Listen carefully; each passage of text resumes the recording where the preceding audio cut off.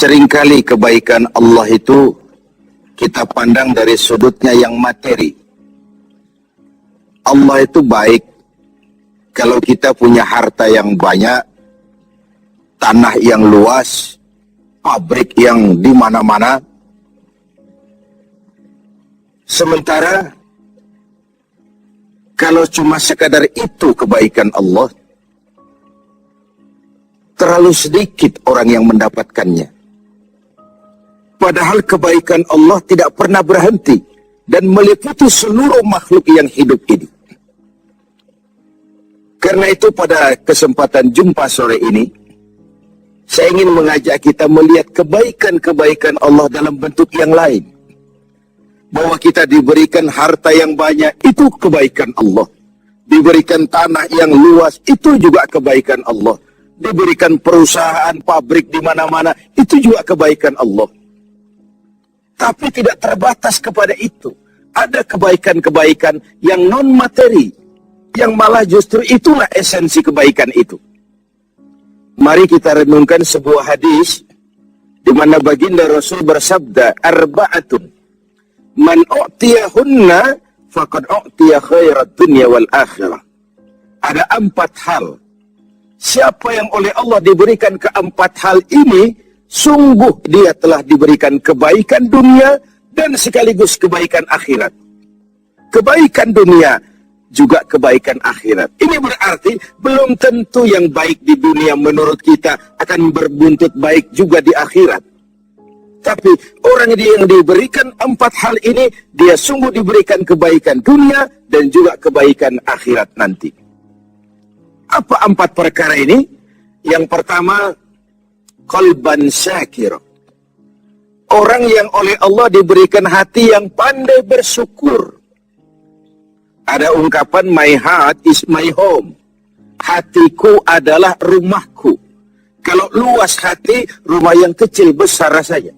Kalau sempit hati, rumah yang besar pun kecil jadinya. Kalau hati sempit, rumah pun kecil, kiamat namanya. Orang yang hatinya pandai bersyukur, bisa mensyukuri nikmat, dan dengan dia bersyukur semakin bertambah nikmat itu kepadanya. Banyak orang kaya harta tapi miskin hati.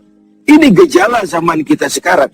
Di tengah gemerlapnya harta, dia tidak tahu mau diapakan harta yang banyak itu. Orang-orang sufi menjelaskan bahwa kaya itu ada 2 macam. Ada kaya majazi dan kaya hakiki. Yang disebut kaya majazi, kaya artifisial. Lahirnya dibaluti harta, tapi hatinya miskin. Hidupnya sudah serba ada, tapi dia masih merasa kurang. Rumahnya sudah titik air liur orang melihatnya, tapi dia masih merasa belum apa-apa. Mobilnya berdecak orang kagum melihatnya, tapi dia rasakan itu pun masih belum. Maka dia selalu miskin. Dalam sebaya cukup dia masih merasa kurang, maka hidupnya pun selalu kekurangan. Orang yang diberikan hati yang kaya sungguh sebuah kebaikan. Hati yang kaya, hati yang luas. Kalau hati luas, tandanya 2, bisa mensyukuri nikmat dan tidak mengingkari apa yang diberikan Allah kepadanya. Tapi orang yang hatinya sempit biasanya tidak pandai mensyukuri nikmat. Dan lebih celaka lagi ini, tidak senang lihat orang lain mendapat nikmat. Orang seperti ini, ya susah gemuk. Sudah tidak bisa mensyukuri nikmat, tidak senang lihat orang lain mendapat nikmat. Tetangganya beli televisi saja, dia demam. Nanti tetangganya beli sepeda motor, dia makin gawat. Masuk rumah sakit. Di rumah sakit dengar tetangganya beli mobil, mati dia. Disiksa oleh perasaan sendiri. Begitu orang yang miskin hatinya. Orang yang diberikan hati yang pandai bersyukur, sudah diberikan kebahagiaan dunia dan kebaikan akhirat. Ini yang pertama. Yang kedua, walisanan zakira. Orang yang diberikan lidah yang pandai berzikir. Menyebut nama Allah dalam artian yang seluas-luasnya. Tasbih ya zikir, tahmid ya zikir, tahlil ya zikir. Tapi ada fenomena lain. Melihat apapun yang mengagumkan, dia kembali kepada Sang Maha Pencipta. Itu pun zikir. melihat semesta jagat raya, melihat bintang gemintang bertaburan di angkasa, melihat lautan luas terhampar biru membentang, melihat gunung tinggi menjulang ke angkasa, semuanya mengingatkan dia kepada Allah. Itu pun zikir. Diberikan lidah yang pandai berzikir, mengingat Allah dalam segala keadaan. Dan bukankah Islam mengajarkan seperti itu? Dari hal-hal yang paling kecil, memulai pekerjaan, bismillah. Melihat sesuatu yang hebat, Masya Allah. Melihat sesuatu yang luar biasa, subhanallah. Terkejut, astaghfirullah. Berjanji, insya Allah. Semua dikaitkan dengan Allah. Inilah zikir itu. Hidup yang larut dalam alur ketuhanan. Yang ketiga, wabadanan alal bala'i sabir. Beruntung orang, diberikan kebaikan orang, kalau dia dikaruniai badan yang tegar menghadapi bencana, tegar menghadapi cobaan, kuat menghadapi tantangan. Tantangan itu penting. So, kalau tidak ada tantangan, kita akan tidur. Cobaan juga kita perlukan. Tapi kalau kita tidak sanggup menahannya, larut oleh cobaan itu, kita akan kalah karenanya.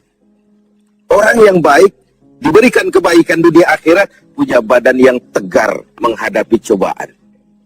Apa cobaan Allah? Dua macam. Satu ayat menjelaskan, wa nabluukum bil khairi wasyarri.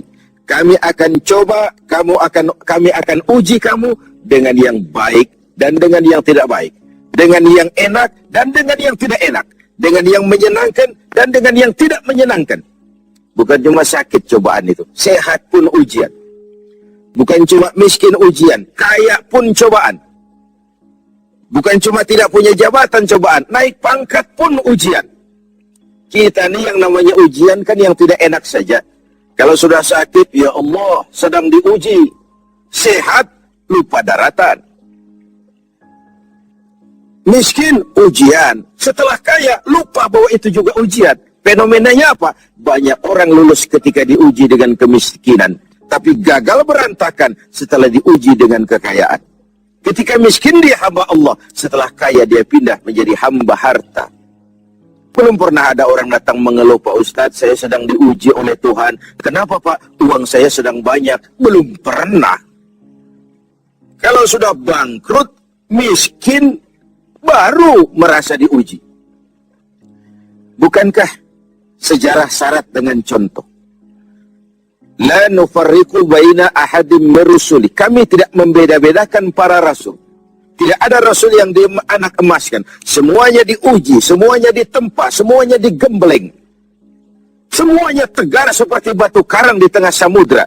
Walau tiap hari dihempas ombak, dihantam gelombang, dia tetap berdiri dengan tegar. Begitulah orang yang diberikan kebaikan oleh Allah. Lain dengan orang yang loyo, sedikit kena kesulitan seperti ayam sampar, kerakap tumbuh di batu, hidup segan mati pun tak mau. Skeptis, pesimis. Apa yang bisa kita lakukan kalau dasar hidup kita sudah skeptis dan pesimis itu tadi? Hidup ini adalah cobaan. Semakin tinggi kualitas keimanan, semakin berat cobaan itu. Semakin kokoh berpegang kepada agama, semakin kuat pula cobaan datang menerpa. Yang terakhir, orang yang diberikan kebaikan dunia akhirat, wa zaujatan salihatan, diberikan istri yang salihah, pendamping.